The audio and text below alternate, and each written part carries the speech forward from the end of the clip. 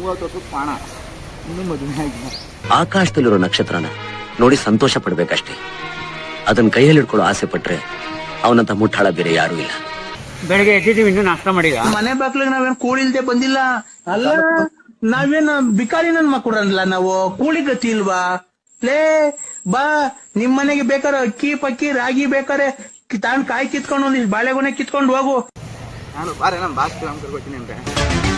MTV ಸುಬ್ಬಲಕ್ಷ್ಮಿಗೆ ಬರಿವಳು ಏನ್ match ಬೇಜಾರಾಗಲ್ಲ. ನನ್ ಮೇಲೆ ಆಣೆ ಇಟ್ಟು ಏನ್ ಮಾಡ್ತಾನೆ ಅನ್ನೋ ಕ್ಯೂರಿಯಾಸಿಟಿ. ಪರವಾಗಿಲ್ಲ, ಚೆನ್ನಾಗಿಲ್ಲ ಅಂತ ಅಂತೂ ನೋಡಕ್ಕಾಗಲ್ಲ.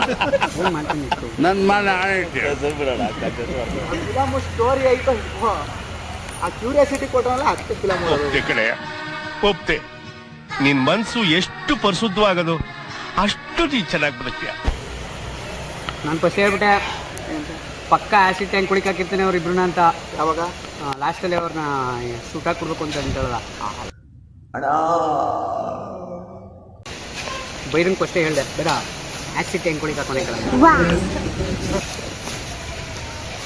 ಹಂಗೆ ಆಯ್ತು.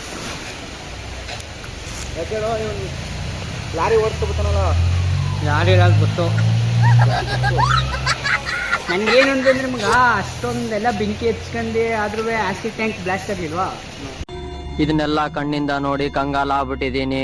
ಬೆಳಕು ಬರಲಿ ಮಗ, ಪಪ್ಸ್ ಕೊಟ್ರ ಪಪ್ಸ್ ಮಾತ್ರ ಫೈನ್ ಆಗಿತ್ತು. 3 ಬಿಟ್ಟು 100 ದೊಡ್ಡವನಂತೆ ಅಂತ ಜಾತಿ ನಿಂದ.